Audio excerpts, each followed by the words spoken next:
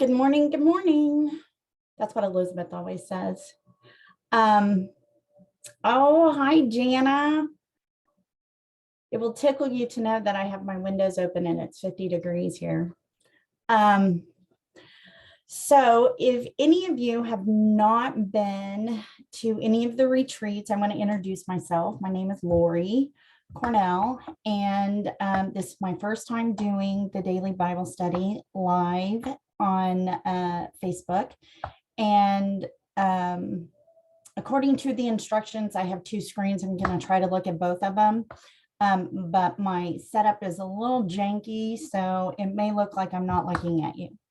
But anyway, happy Thanksgiving to everybody. And I'm so glad that you are joining us this morning. And let's get into it. I thought that today's reading is November 25th, and it is November 25th, 2021. In the first reading in the Old Testament is Daniel 1 through 2:23. And when I was reading this, it was so, God just kind of opened my eyes to some things because, Daniel, and I'm not even going to pretend that I know how to say the names because I will butcher everything. I just know Shadrach, Meshach, and Abednego. We all know those names because we're little kids and they went in the fire. But anywho,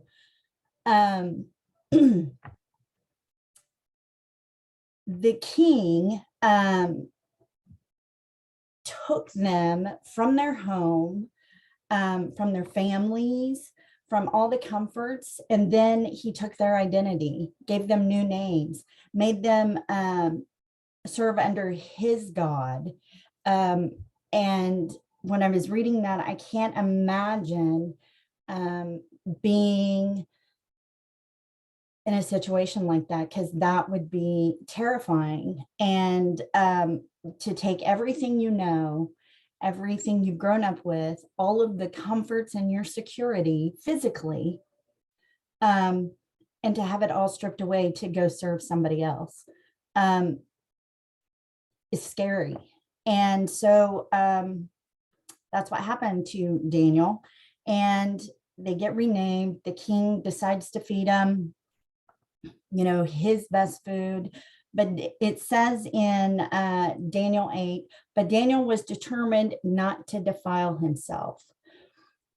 And I can't say that I would have the same determination. In years past in my relationship with Christ, I love the Lord and I was following the Lord. I was surrounded in my prior workplaces by people who were not, and I was not determined not to defile myself, whether it be by what I was eating, what I was drinking, what I was saying. And if we don't have that, if Christ is not who we are, because Daniel and Shadrach, Meshach, and Abednego are Christ, God was not just, we're Christians, it was who they were. They didn't have any, there was no bones about it. It wasn't just going to be, we're going to be Christians because it's convenient for us. We're going to be Christians because this is who we are. Deep down in our knowers, this is who we are. We are nothing without this. And so they were determined not to defile themselves. And so Daniel had to be bold and stand up for that. And these were young kids. These were youths. I mean, I think about that because my granddaughter is 12. I don't know exactly how old they were, but these were young. They were young. And, the king wanted to make sure that they were the best looking, the smartest, the most intelligent. They had all kinds of special abilities, and they were just the best of the best, like the best of the best. And they've been brought into Babylon, which is the world. It's a picture of the world society, which is kind of like we are in the world, and we are called to be better than the world because God is within us. And isn't it, like the world that the king who serves a God with a little g, wants the best of the best. He wants everything to present perfectly, which is how the world is and how we do with our lives. But Daniel is like, let's just try it my way for 10 days. Wanted to try it for 10 days. The number 10, which I think is interesting, represents, it signifies obedience and responsibility of the people towards God's law.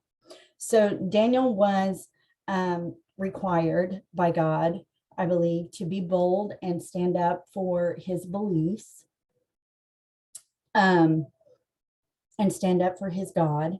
And once he did that, and once these youths did that, God granted them favor and gave them an unusual aptitude for understanding every aspect of literature and wisdom. And God gave Daniel the special ability to interpret meanings of visions and dreams. And then later on in verse 20, it says, because Daniel's been obedient, God's given him this favor. It says, whenever the king consulted them, these youths, in the matter requiring wisdom and balanced judgment, he found them 10 times more capable than any of the other magicians and enchanters in his entire kingdom.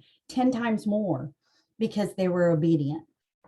So that's what I got out of that part. And then it goes on in verse 2:10, and it talks about the king's dream, and he doesn't want to tell the people about the king's dream. He doesn't want to tell the people what his dream was. He wants them to know. And they need to tell him what it was, and they need to tell him what it means, which I work in the legal field, and I've worked for lots of attorneys who not necessarily want me to tell them what their dreams are, but they expect me to read their mind, and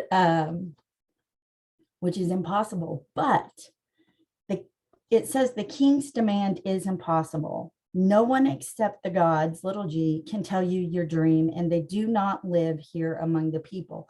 But God lives within us, and nothing is impossible with God. So we always have to remember, nothing is impossible with God.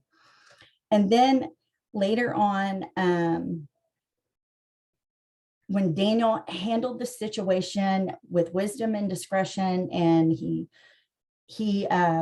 is asking to go tell the king what the dream is and to interpret it, and he's praying to God, and God's given him the answer. He's asking the guys to pray with him to get in unity. And the thing that God brought to my spirit was these guys were going to be killed if they could not tell the king what his dream was or interpret it. And so this is their enemies. This is life or death. And the thing that God brought to my mind is that he does prepare a table for us in the presence of our enemies. He is always there, always there. Always there. So good, so good. So in First Peter, I read some commentary by Charles Spurgeon, which changed my outlook on First Peter. And it was really good because in First Peter, he's talking about how Christ suffered, and we should have that same mindset. And so Charles Spurgeon had wrote this commentary and preached this sermon about this very scripture, and talked about how in verse 18, it simply says that Christ suffered for our sins once for all time. He never sinned, but he died for sinners to bring you safely home to God. He suffered physical death, but he was raised to life in the spirit. And until I read the commentary that I was reading, I tend to think that, Christ suffered. The picture of what I get is he was spit on, he was beaten on the cross, he was ridiculed, he was all that. But in Charles Spurgeon's sermon that he talks about this, he talks about that Christ was born into a life of suffering, knowing full well what his purpose was, because he was part man, part God. He was born into suffering. He was born, there was no room at the inn prior to his coming into the earth. He had to sleep in a manger. He was born into poverty. His parents were not rich. He was sought, his life was sought to be killed by Herod. He was a stranger in a strange land. He snuck away in under darkness to save his life. His parents did. He was homeless. He was betrayed by people that loved him. And his own family thought he was a little out there. And having read that, I could relate to Christ more, because he was homeless. He had loved ones betray him. And I know that, but having it talked about the mental toil that it must have taken on Christ, the mental toil, because, sometimes we get so caught up in life. I get caught up in life. And I think I'm suffering because my grandkids are running crazy and they're driving me nuts, or maybe the office is too busy or something, and I'm thinking I'm suffering. But it says that we are to have that since Christ suffered physical pain, you must arm yourself with the same attitude he had and be ready to suffer too. So if I think about the same attitude he must have had, having endured all of that, he did it anyway. He never complained. He never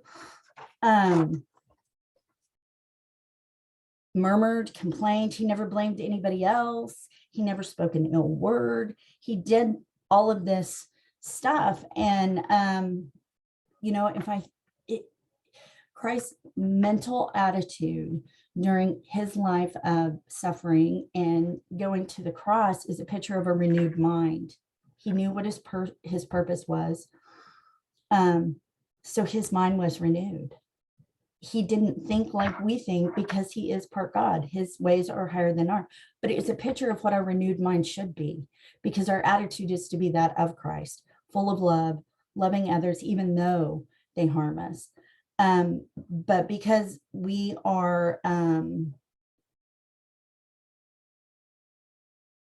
of Adam, we were born into sin. We don't count it joy, which is a hard thing to do, because our nature, our human nature, not our godly nature, thinks that there is a sense of justice within us, that we should not ever have to suffer for something that we didn't do wrong, but we should never have to suffer because we serve God. But that's not true. That's not true at all. We are going to suffer. We are going to suffer. And we have to have the mindset that we have to count it joy. Now, I can't tell you how to do that. I don't know how to do that. But I do know that if we seek him with all of our hearts and with all of our soul and with all of our mind, he will renew us daily, and we will come to know him more and more. So let's see, the Psalms and the Proverbs are, I just thought today's reading was so good. So good. Let's see. And as I was reading the Psalms, when I read the Psalms, and David is always crying out because he was in the caves, he was in the battles, and he's like, I believe in your commands. Now teach me good judgment and knowledge. And when I read that this morning, it was like, I really cried out in my heart, God, I believe in your word. I believe in your commands. Please teach me good judgment and knowledge and wisdom, because without him, I don't have those things. And I want those things. I want good judgment and knowledge so that I don't have to be ashamed of the decisions I make or the words I say or the actions I take. So, give me good judgment and knowledge. And then the word reminds us again, which I love it when it does this, in Psalms 73. 119:73. You made me, you created me. And then he says, now give me the sense to follow your commands. May all who fear you find in me a cause for joy, for I put my hope in your word. May all who fear you. And I take that to mean, I could be wrong, I don't know, but I take that to mean that may all who fear you is going to be Christians, because the Gentiles or the people, the non-believers, have no reason to fear him because they don't really know. So all who fear, so the Christians should be able to, other believers should be able to count it joy, that they should have cause for joy by having a relationship with me, because I represent Christ. And that's how I want my life to be.